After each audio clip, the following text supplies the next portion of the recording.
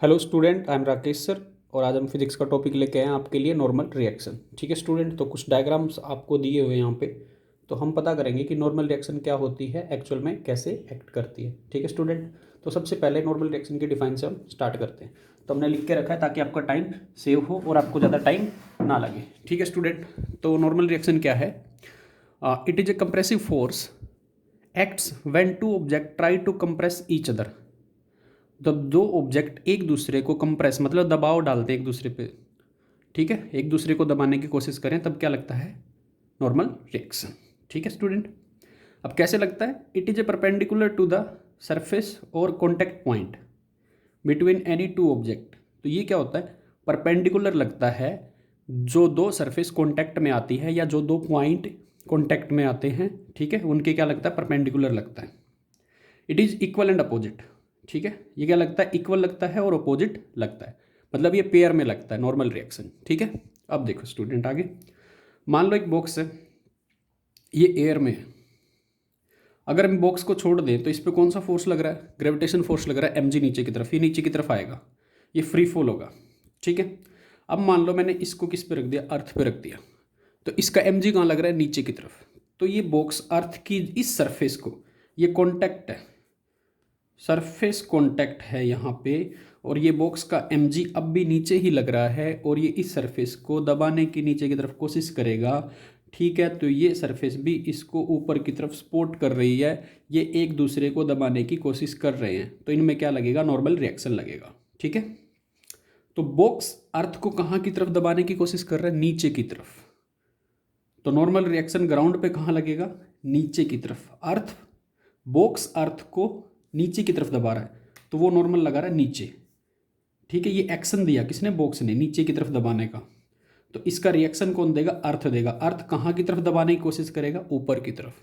तो अर्थ का नॉर्मल कहाँ लगेगा? ऊपर की तरफ। ठीक है स्टूडेंट, ओके। अब नॉर्मल का पेयर नॉर्मल ही होगा, नॉर्मल का पेयर कौन होगा? नॉर्मल ही होगा। ये एक दूसरे को, थर्ड लॉ को ओबे करते हैं। ठीक है, अब बॉक्स की अगर हम फ्री बॉडी डायग्राम बना लें तो नॉर्मल, मैं आगे लेक्चर में बता दूंगा आपको फ्री बॉडी डायग्राम क्या होते हैं। ठीक है, सारी फोर्सेज को दिखा दिया। बॉक्स पे क्या लग रहा है? नॉर्मल ऊपर की तरफ, किसने लगाया? अर्थ ने। mg कहाँ लग रहा है? नीचे। ठीक है, ग्रेविटेशनल पुल। अब ये बॉक्स वाई डायरेक्शन में कहीं भी नहीं चल रहा है, तो ये दोनों फोर्स बैलेंस होंगे। ठीक है, ये दोनों बराबर आएंगे किससे? न्यूटन के सेकंड लॉ से। कैसे स्टूडेंट? देखो, n इक्वल टू mg आता है, ये एक दूसरे का एक्शन रिएक्शन का पेयर नहीं है। इस चीज़ को मैं क्लियर कर देता हूँ आपके सामने। ठीक है, एक्सेलरेशन कितना है? 0। तो हम न्यूटन का सेकंड लॉ लगाएंगे, ये सेकंड लॉ से इक्वल है, by second law, not by third law. ये सेकंड लॉ से इक्वल आए कैसे? F net equal to m में मैं मान लेता हूँ नॉर्मल ज़्यादा है और mg कम है, तो ज़्यादा फोर्स माइनस कम force equal to mass into acceleration. Mass कितना है? मास मास रहेगा। एक्सेलरेशन कितना है? 0। तो ये 0 हो गया पूरा, mg इधर आ जाएगा, तो नॉर्मल किसके बराबर हो जाएगा? mg के। ठीक है स्टूडेंट, यहाँ तक क्लियर? तो ये सेकंड लॉ से बराबर आते हैं। अब एक स्टूडेंट पूछता है, सर mg का पेयर कौन होगा फिर? जो mg है, जो mg फोर्स लग रहा है बॉक्स पे, उसका पेयर कौन होगा? ये mg फोर्स किसने लगाया? बाय अर्थ। तो ये अर्थ पे भी फोर्स लगाएगा ना। दो मास ऑब्जेक्ट एक दूसरे को क्या करते हैं? अट्रैक्ट करते हैं। तो इसको अर्थ अट्रैक्ट करती है, अर्थ को अट्रैक्ट करेगा। तो ये एक दूसरे के क्या है? पेयर हैं।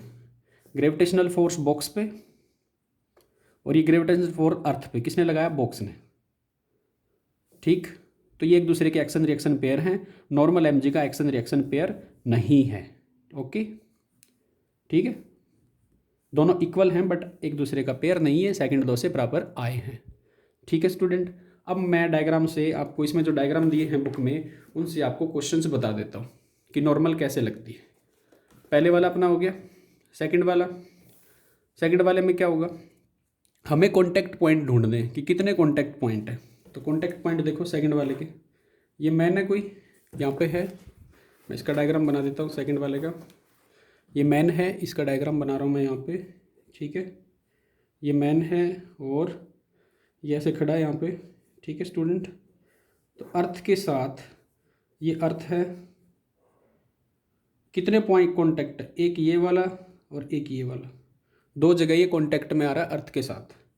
तो ये कॉन्टैक्ट पॉइंट ये कॉन्टैक्ट पॉइंट हो गया, नॉर्मल लगेगी इसके परपेंडिकुलर, तो यहाँ पे नॉर्मल मान लो n1, तो नीचे भी कितनी लगेगी n1, क्योंकि इक्वल एट अपोजिट होती है। हमें क्या ढूंढना है, कॉन्टैक्ट पॉइंट।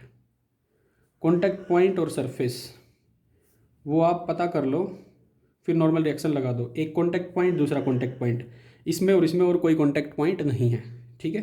तो कॉन्टैक्ट पॉइंट इस पे नॉर्मल लगी ऊपर, इस पे लगी नीचे। ये कॉन्टैक्ट पॉइंट यहाँ पे कितने लगेगी, n2 मान लेते हैं अपनी तरफ से, यहाँ पे कितने लगेगी, n2, ठीक है स्टूडेंट। तो ये नॉर्मल रिएक्शन आ जाएगी, ठीक। ऐसे ही हमें कौन से क्वेश्चन में करना है, थर्ड वाले में। थर्ड वाला क्वेश्चन कैसे आएगा, देखो क्वेश्चन देख लो आप एक बार। ये क्या दे रखा है, वेज दे रखा है, एक बॉक्स रखा हुआ है और ये रेस्ट पे पूरा सिस्टम, ठीक है, चल नहीं रहा। तो इसके लिए कैसे डायग्राम बनाएंगे, इसके लिए भी हम डायग्राम बना सकते हैं, ठीक। ये मैंने बॉक्स रख दिया यहाँ पे, ठीक है। देखो ये है अर्थ, ये है आपका वेज, ये है आपका बॉक्स। एक तो कॉन्टैक्ट यहाँ पे आ गया, कॉन्टैक्ट ढूंढने, ये सरफेस कॉन्टैक्ट, एक यहाँ पे सरफेस कॉन्टैक्ट। नॉर्मल रिएक्शन लगती है हमेशा कॉन्टैक्ट के परपेंडिकुलर, तो इसके परपेंडिकुलर कहाँ लगेगी, इधर। ये मान लो n1, तो इसके बदले में नीचे कहाँ लगेगी, नीचे की तरफ n1। हमेशा लगती परपेंडिकुलर टू कॉन्टैक्ट। ये नॉर्मल लगेगी ऊपर, यहाँ नॉर्मल लगेगी नीचे। कहाँ लगेगी, 90 डिग्री पे। कहाँ लगेगी, 90 डिग्री पे। n1 ऊपर, n1 नीचे। अब ये क्या है, वेज की सरफेस, तो वेज की सरफेस के कहाँ लगेगी स्टूडेंट, क्योंकि ये कॉन्टैक्ट किसमें, अर्थ और वेज में। तो ये कॉन्टैक्ट है, तो कॉन्टैक्ट पॉइंट के परपेंडिकुलर सरफेस के, इसको n2 मान लो, क्योंकि n1 है, यहाँ n1 है, तो कुछ और लगेगी। बराबर हो ऐसा कोई ज़रूरी नहीं है। तो ये नॉर्मल रिएक्शन ऊपर लगी, ये नॉर्मल रिएक्शन नीचे लगी, ठीक है। अब चलते हैं थर्ड वाले क्वेश्चन पे, जिसमें आपको एक स्फीयर दे रखा है और ये क्या देखा है, ट्रायंगल दे रखा है। इसमें कैसे करेंगे, इसके अंदर मैं आपको बता देता हूँ। एक चीज़ आपको पता है, 10th क्लास में आप पढ़ चुके हो पहले ही, कि ये टेंजेंट है, 1 point, 2 point, 3 point, 3 contact point है यहाँ पे, 3 कॉन्टैक्ट पॉइंट्स हैं। ये इसका सेंटर है, तो इस पे जो परपेंडिकुलर लगेगा हमेशा, यहाँ पे n1 लगी, इधर भी कौन सी लगी, n1 लगी, ये सेंटर से पास करेगी,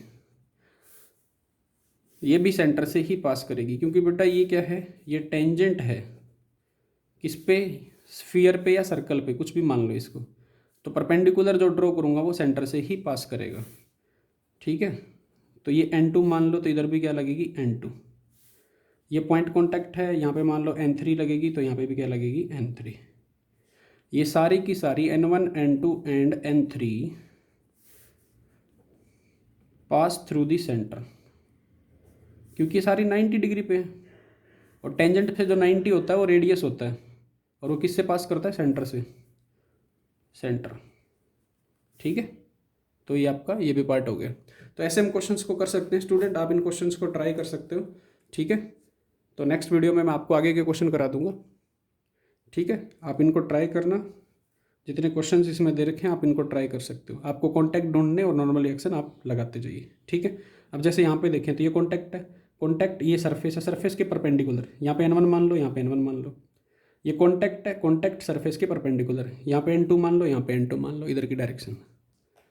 यहाँ पे ये पॉइंट कॉन्टैक्ट है, तो इसके परपेंडिकुलर लगेगी, ये सरफेस है, इसके परपेंडिकुलर, इधर n1, इधर n1। यहाँ पे ये कॉन्टैक्ट है, तो इसके परपेंडिकुलर, ठीक है। तो इस पर परपेंडिकुलर क्या ड्रॉ करेंगे, तो इस पर परपेंडिकुलर इधर आएगा ऐसे, ठीक है, क्योंकि ये सरफेस है, इस पर परपेंडिकुलर इधर, एक इधर की तरफ और दूसरा इधर की तरफ, ठीक है। तो यहाँ पे भी हम ये क्वेश्चंस कर सकते हैं। नेक्स्ट वीडियो में बाकी के बच्चों आपको क्वेश्चंस करवा दूंगा, ठीक है स्टूडेंट।